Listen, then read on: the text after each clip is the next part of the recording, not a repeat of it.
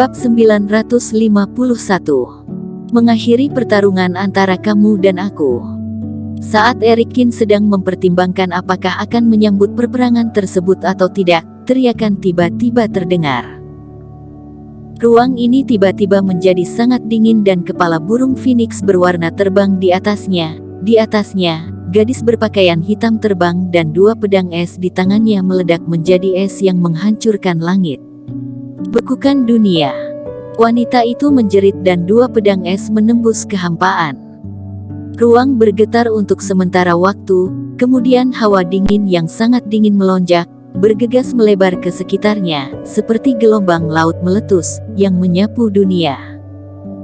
Ma Sondong dan Julio Zhang, yang diselimuti oleh es yang tiba-tiba ini, langsung berubah menjadi dua patung es dan binatang roh di bawahnya juga membeku.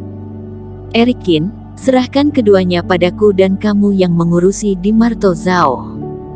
Wanita itu memandang Erikin dan berbicara. Finola, itu benar-benar kamu. Erikin tersenyum tipis. Jika dia tidak bisa melihat identitas seorang wanita bahkan dengan metode ini, maka dia sudah hidup dengan sia-sia selama ini. Maafkan aku, Erikin. Aku bukannya sengaja menyembunyikan hal ini darimu, aku akan menjelaskan alasannya padamu nanti. Finola Su melirik dengan pandangan meminta maaf. Tidak apa-apa Finola, jika kamu bisa menahan kedua orang ini sebentar, aku akan segera menghancurkan di Marto Zhao. Erikin mengangguk. Sombong, bahkan jika hanya aku sendirian di sini, aku juga bisa membunuhmu. Jangan lupa, kamu bahkan telah kehilangan Neger Bintang. Di Marto Zhao mencibir dan bergegas maju dengan unicorn itu. Wajah Erikin mendingin dan burung phoenix memuntahkan cahaya warna-warni. Aku akan melihat berapa lama kamu bisa memanipulasi burung phoenix ini tanpa energi cahaya bintang sekarang. Di Marto Zhao bergumam dan bertabrakan dengan nafas sedingin es, saling membatalkan. Apakah menurut kamu, aku tidak memiliki bintang energi? Tetapi pada saat ini, Erikin mencibir dan dia terbang tiba-tiba ke arah unicorn. Cari mati, teriak di Marto Zhao. Unicorn hanya dengan bernafas saja dapat membekukan segalanya, bahkan jika fisik Erikin tidak seperti orang biasa, dia pasti tidak bisa menahannya juga. Tapi dalam pandangan di Marto Zhao yang terkejut, Erikin terbang ke dalam kabut dan tidak membeku. Di tengah alis Erikin, 5 energi bintang tiba-tiba muncul. Saat energi bintang meluas, dia yang berada di dalam kabut es pun menjadi tidak terluka, sebaliknya aura es itu terus menyusut dan menghilang secara aneh. Nafas itu berubah menjadi tetesan, terbang ke tengah alis Erikin. Energi bintang pada alis Erikin berubah menjadi 6 buah dalam seketika. Kamu bisa menyerap energi bintang. Bagaimana mungkin? Bagaimana bisa ada teknik ajaib di dunia ini? Mata di Marto Zhao memerah dan dia berteriak dengan tidak percaya. Ini pasti hanya sebuah trik. Lihat saja bagaimana aku mematahkan trikmu itu. Di Marto Zhao meraung dan berusaha menghancurkan energi bintang. Sang unicorn juga meraung dan terus menyemburkan gelombang kabut es yang sangat dingin. Kabut melonjak seperti gelombang laut dan Erikin yang berada di dalamnya, seperti perahu kecil, tetapi tidak peduli bagaimana angin dan ombak di sekitarnya bergelombang, dia tetap tidak berpengaruh sedikit pun. Saat Erikin berjalan, kabut bergetar tanpa henti, membelah menjadi filamen dan semua energi bintang terhisap ke alisnya.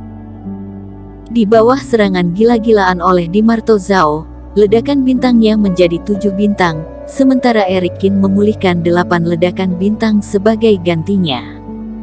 Ku bilang, setelah bintang hancur, kamu tidak bisa mengalahkanku. Erikin berdiri di depan di Marto Zhao dan membuat dia merasa ketakutan. Bunyi ini bergema seperti guntur di kepala di Marto Zhao. Dia mengira Erikin hanya berbohong, akan tetapi, katakan padaku, apa metodemu? Biarkan aku kalah dengan jelas. Di Marto Zhao mengertakkan gigi, dia tahu dia sudah tidak mempunyai kesempatan. Apakah kamu melihat darah ini? Secara alamiah tidak mungkin Eric Kin memberitahu Dimarto Zhao rahasia metode transformasi ini. Sambil berpikir, dia mengeluarkan setetes darah segar dari monster penelan langit. Darah segar ini muncul di kehampaan dan nafas binatang buas tiba-tiba keluar, dengan ancaman berbahaya yang tidak terbatas, bergegas ke arah wajahnya. Ternyata kamu mendapat harta dengan tingkat yang lebih tinggi. Dimarto Zhao mengertakkan gigi dan menggoyangkan badannya. Eric Kin menggelengkan kepalanya sedikit, matanya berkedip ironi. Pada akhirnya yang masih dipikirkan Dimarto Zhao adalah kekuatan benda asing. Tidak ada kecurigaan pada ucapannya. Barangkali masih ada teknik yang tidak terpikirkan oleh si monster penelan langit di tempat uji coba ini. Akan tetapi Dimarto Zhao hanya berpikir dirinya hanya kekurangan pada harta karun, yang membuatnya ditakdirkan tidak bisa menjadi yang terkuat. Jari tangan Eric Kin mengetuk sekali dan jeritan unicorn berangsur-angsur berubah menjadi titik terang dan menghilang. Setelah itu, Eric Kin melesat dan menghampiri Dimarto Zhao. Dia meninju, akan tetapi Dimarto Zhao masih ingin menahannya. Lalu 9 pedang emas itu dihancurkan oleh Eric Kin. Tinju Eric Kin berkembang dengan kilau keemasan yang menyilaukan, jatuh dan menghantam Dimarto Zhao dengan keras. Dengan pukulan ini, energi bintang meledak dan Eric Kin langsung menghancurkan kekuatan bintang 1 yang baru saja dikumpulkan dari unicorn. Pukulan ini akan mengakhiri pertarungan antara kamu dan aku, teriak Eric Kin. Dimarto Zhao menyemburkan darah dengan keras dan tubuhnya jatuh seperti meteor yang tergesa-gesa menuju tanah. Tubuh Eric Kin berkedip lagi dan berada di samping Julio Zhang dan Ma Sondong. Eric Kin, jangan berpikir bahwa jika kamu mendapatkan harta karun jadi kamu bisa bersikap sombong di depan kami. Wajah keduanya memerah dan ekspresi mereka sangat buruk. Mereka menaruh harapan pada Dimarto Zhao, tapi mereka tidak menyangka betapa payahnya Dimarto Zhao. Hal ini membuat keduanya kehilangan kualifikasi untuk menaiki menara. Keduanya tahu bahwa kali ini sudah berakhir, sehingga tidak ragu-ragu mereka meraung dan menghempaskan semua bintang secara langsung, terbang keluar dan jatuh sendiri di luar formasi. Di bawah langit dan awan. Berdiri di puncak gunung, semua orang melihat ke atas dan menunggu hasil akhir. Awan tiba-tiba bergetar dan sebuah sosok melesat, lalu akhirnya muncul di depan semua orang. Dia jatuh ke tanah, menghancurkan tanah menjadi lubang besar, kemudian mengeluarkan darah dari sudut mulutnya dan tubuhnya dipenuhi dengan luka. Ternyata itu adalah Dimarto Zhao. Melihat orang ini, semua orang tidak percaya. Dimarto Zhao mengancam dengan tikus api dan memaksa Eric Kin untuk meledakkan semua bintang, kemudian menarik Ma Sondong dan Julio Zhang untuk melawan dengan musuh, akan tetapi orang yang kalah terlebih dahulu adalah dia. Bagaimana dengan yang lainnya? Semua orang melihat ke arah langit lagi. Julio Zhang dan Ma Sondong meledak dalam permainan. Denny Pu menatap kosong keluar formasi, kedua sosok itu perlahan menghilang. Kepalanya pusing dan dia merasa hidup ini benar-benar ajaib.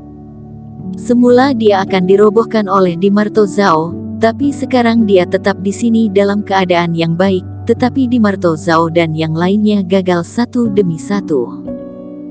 Dan semua ini karena dia memilih Eric Kin, sedangkan Julio Zhang dan yang lainnya memilih Dimarto Zhao. Di atas langit, muncul kembali Eric Kin dan Vinola Su. Mereka berdua menginjak naga biru dan burung phoenix, seperti dewa dan peri yang perlahan jatuh. Ekspresi kerumunan itu menjadi rumit, melihat kedua orang yang paling mempesona itu.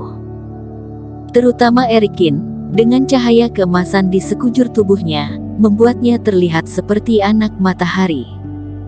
Dimarto Zhao pernah berkata bahwa langit tidak akan memiliki dua matahari. Pasti satu matahari akan jatuh, tetapi dia tidak menyangka bahwa Eric Kin berdiri pada akhirnya. Eric Kin, kamu. Yan Tuo dan beberapa pendukung di Marto Zhao yang melihat Eric Qin tampak utuh pun menunjukkan ekspresi penuh ketakutan dan keringat turun bercucuran. Di Marto Zhao sudah berakhir dan Ma Son Dong sudah gagal, maka sekarang giliran mereka. Aku bukan di Marto Zhao, aku tidak tahu bagaimana melakukan hal-hal yang menyakiti orang lain, tetapi aku dapat membedakan antara pembalasan budi dan dendam dengan baik. Bersambung. Terima kasih telah menonton video ini sampai akhir. Jangan lupa subscribe dan nantikan kisah episode selanjutnya hanya di Novel Story. Salam.